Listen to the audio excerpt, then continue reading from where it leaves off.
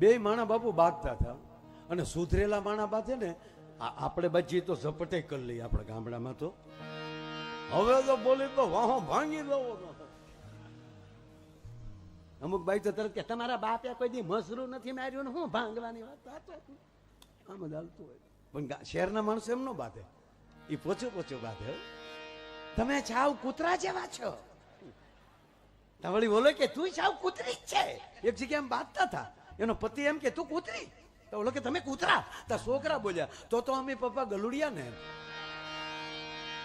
નો સારો કરાય છોકરા ને તો એ કે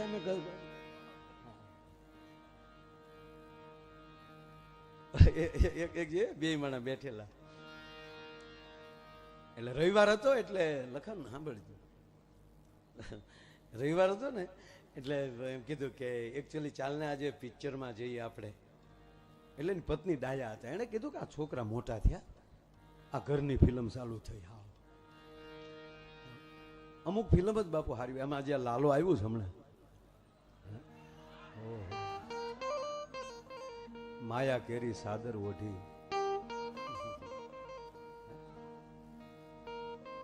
આપણા ગુજરાતી ફિલ્મ જગતમાં પહેલું ફિલ્મ એવું આવ્યું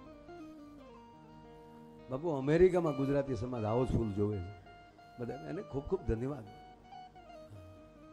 નહીતર તો આપણી જૂની ફિલ્મો અમુક ઉપેન્દ્રભાઈ હતા સાહેબ શું ઇતિહાસોને ઉજળા કરીને ઉપેન્દ્રભાઈ ગયા છે સાહેબ એની ફિલ્મો શ્રદ્ધા સાથે પણ વચ્ચે થોડુંક પછી ફિલ્મો એવી આવે એક જ સ્ટોરી હો બાપુ કાં કોવરીબા જાતા હોય રથનું પૈડ્યું નીકળે અને ડુંગરા ઉપરલી દડે એટલે અજાણ્યો પુરુષ એને ઝીલી લે એટલે મહારાજા બોલાવીને કહે કે કોણ હતો અજાણ્યો પુરુષ એટલે એમાં હીરો આવે આમ ફૂંક મારેલી વાળની લટ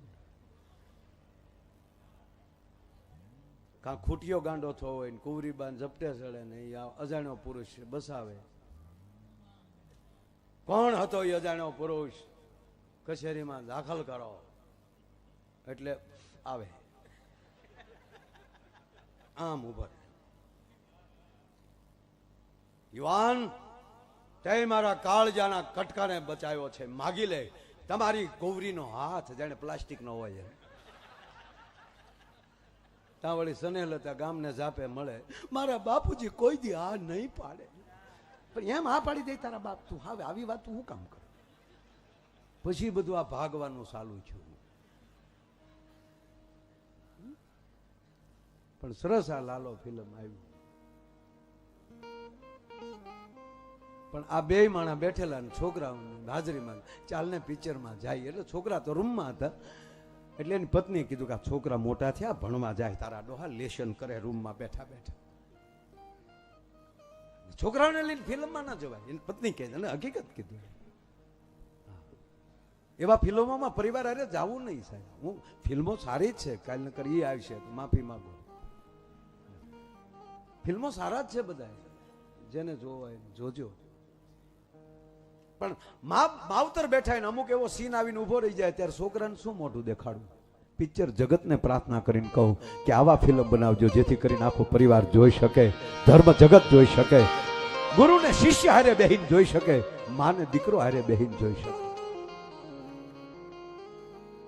એટલે આને કીધું કે આપણે છોકરાઓને લઈને ન જવાય તાકે હું છોકરાઓને સમજાવી દઉં આપણે જઈએ એટલે છોકરાઓને બોલાય બેટા કે અહીંયા હા પપ્પા અમે દીકરા જો અમે છે ને લુરિયા બાજુ જઈએ છીએ ત્યાં લવકુ બાપુ એને ઓલા આશ્રમમાં સત્યનારાયણની કથા રાખી છે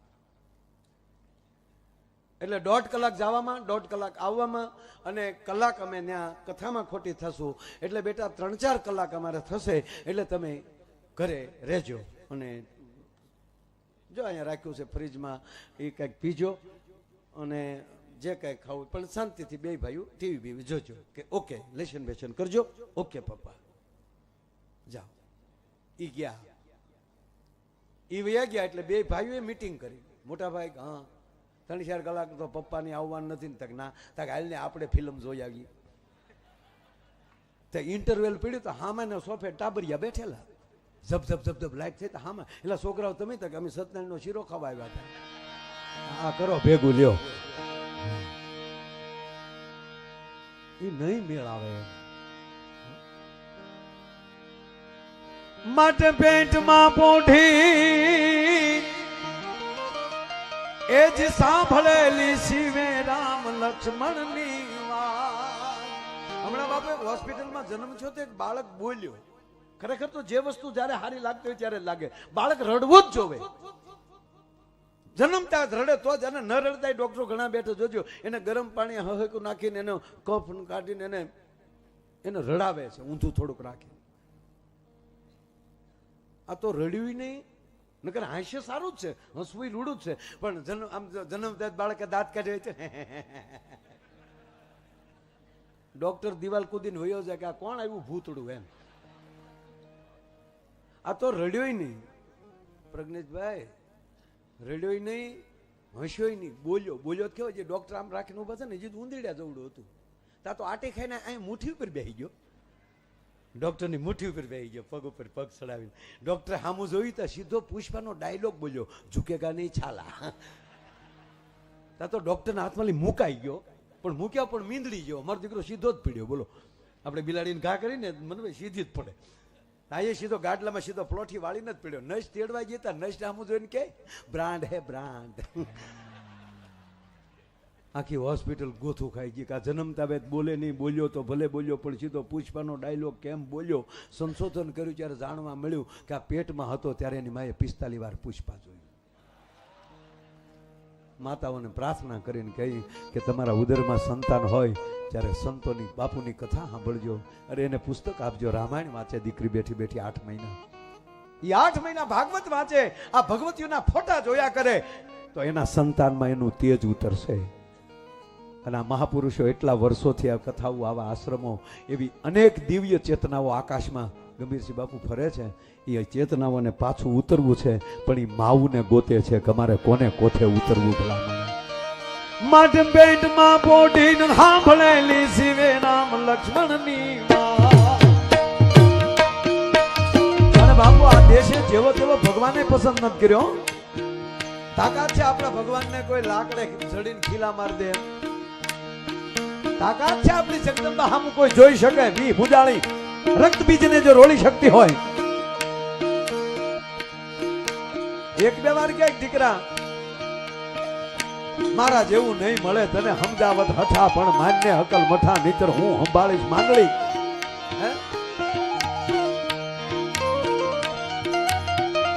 કાક બાપુ લખે છે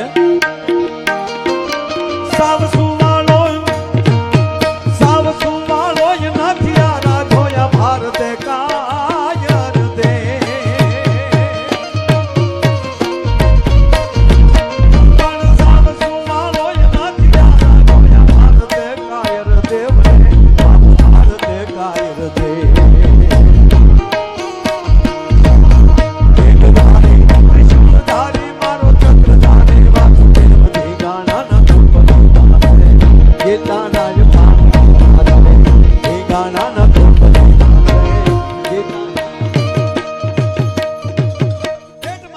સાંભળેલી શિવે રામ લક્ષ્મણની વાત બાલુડાના મુખ સે દીધી ઉડી એની ઊંઘતે દી.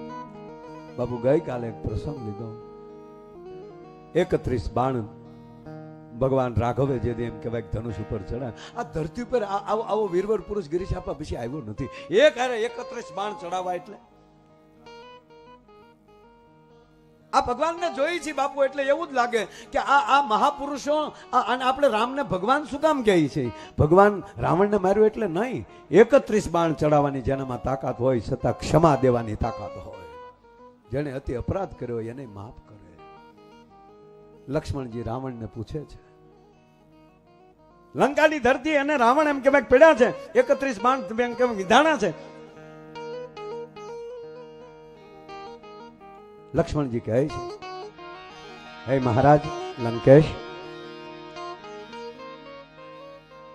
રઘુકુળ ભૂષણ રાઘવ એમના લઘુબંધુના હું પ્રણામ સ્વીકાર કરો. આ ये લંકેશ કહે છે, આ ये લખન. ચર્ચા તો બહુ મોટી છે, પણ લક્ષ્મણજી પૂછે છે કે આ ઘટનાનું કારણ શું. આપ જેવી પરાશક્તિ આ ધરતીના ગોળા ઉપર છે નહીં. અને ત્યારે રાવણ એમ કહે છે કે આ બધાનું કારણ અભિમાન છે. એક જ મિનિટની બાપુ આ વાત છે. લક્ષ્મણજીને કહે છે કે આ બધું કારણ અભિમાનનું છે. સત્તાનું અભિમાન, સંપત્તિનું અભિમાન, રૂપનું અભિમાન, કલાનું અભિમાન, ગુણનું અભિમાન, વિદ્યાનું અભિમાન, જ્ઞાનનું અભિમાન. પણ હે લખાણ, સત્તાના ને રૂપના ને સંપત્તિના અભિમાન હશે ને તો એનું તો તર્પણ છે, પણ જેથી જ્ઞાનનું ને વિદ્યાનું જ્યારે અભિમાન આવે છે એનું કોઈ તર્પણ છે નહીં. જેથી જ્ઞાની માણસમાં અભિમાન આવે, વિદ્વાન વ્યક્તિના અંદર અભિમાન આવે, હું જ્ઞાની છું અને વિદ્વાન છું. પણ સાંભળજો લક્ષ્મણ, પ્રભુ રામ છે ને એ વિદ્યાવાન છે અને એને અભિમાનનું જ્ઞાન છે. અમને જ્ઞાનનું અભિમાન છે, જ્યારે પ્રભુ રામ પાસે અભિમાનનું જ્ઞાન છે. અને સાંભળીજો લક્ષ્મણ, જેને વિદ્યાનું અભિમાન આવે, જ્ઞાનનું અભિમાન આવે કે હું જ્ઞાનમાં આગળ વયો જાઉં, વિદ્યામાં આગળ વયો જાઉં, એ પોતાના દુશ્મન સમજે. પોતાના હોય ને એને દુશ્મન સમજે. જ્યારે વિદ્યાવાન હોય ને એ દુશ્મનને મિત્ર સમજે. એટલો ફરક પડે છે, એટલો ફેર પડે છે. સાંભળીજો લક્ષ્મણ, મને મારો સગો ભાઈ વિભીષણી મને દુશ્મન દેખાણો, પણ જ્યારે પ્રભુ રામને દુશ્મનનો ભાઈ હોવા છતાં સખા મિત્ર દેખાણો. તારા બાપુને બધાને જોઈને ત્યારે એ જ લાગે જેણે અનેક વિરોધ કર્યા હોય પણ સામે આવીને ઉભો રહે ત્યારે સ્વીકાર કરે છે. એમાં પ્રેમ દેખાય, એમાં મિત્રતા દેખાય. મારો કહેવાનો સૂર એ છે કે આવા કાર્યક્રમો આ હોનબાઈ માની બીજ જ્યારે ઉજવાતી હોય, અને હું તો એટલું જ કહું મારા બાપ, હોનલ બીજને દિવસે જે માણસ એક જ પ્રતિજ્ઞા લે કે હે માં હોનબાઈ, તારું નામ અમારે હોઠે આવ્યું છે, આજ પછી આ હોઠને હું અભડાવીશ નહીં, આ એટલી પ્રતિજ્ઞા લઈ લે. ને પછી જો 6 મહિનામાં, કારણ કે માએ એનો બહુ વિરોધ કર્યો છે. માડી તો દારૂ ને દેશ વટો દેવા એ ગવતરી તું અંબિકારે લો. કાક બાપા, હે ભગવતી, હે માં હોનબાઈ, માડી તું તો દારૂ ને દેશ વટો દેવા એ જી અવતરી અંબિકારે લો. માડી તારા એ ડગલે ફૂલડાની ફાટું એમાં ભમર થઈ ભના કરું રેલો. એ બાઈ તારા બેહણા ગઢ ગીરનાર નવે ખાંડ નજરો ફરે રે. એટલે સાગરભાઈ ના બધા આવા રૂડા ગામડે ગામડે ગિરીશાભાઈ અત્યારે હોનલ બીજું ભાઈ છે. અને 22 તારીખે મઢડા અને કણેરી આ જાહેર દુનિયાને જગતને કહે તેથી બધા ગિરીશાપાવતી ને આપાવતી બધાને જાહેર આમંત્રણ આપીએ છીએ, તેથી પધારજો. અને આજે અહીંયા આપ બધા પધાર્યા, એક મવાના માયા આયર તરીકે ફરીવાર આપ બધાનું સ્વાગત સાગરભાઈ વતી કરું છું. અને આપ બધા જે મોજથી આનંદથી એવી નવી મોજ માં કાયમ આપ્યા કરે એવી આશા સાથે, કારણ કે હજી બધા કલાકારો બાકી, હજી ગણપતિ વંદના આવી અને નાનો ડેરો, નાનું દેવળ આવ્યું છે. એનું નામ જ નાનું દેવળ પણ બહુ મોટું દેવળ છે. ઠેઠ એનો પાયો કચ્છમાં, ધજા ઠેઠ મવા, અહીંયા ફડાકા મારે, આ કવડું મંદિર છે આ ભજનનું. એટલે એમનું પણ મારા બાપ સ્વાગત સાથે આપ બધાએ મને શાંતિથી સાંભળ્યો તે બદલ આ બધાનો ખૂબ ખૂબ આભાર. અસ્તુ. જય હોનબાઈ માં. બોલીએ રામચંદ્ર ભગવાન કી, હોનબાઈ માત કી, સદગુરુ ભગવાન કી, ભારત માતા કી. નમઃ પાર્વતી પતિ હર હર મહાદેવ. અસ્તુ.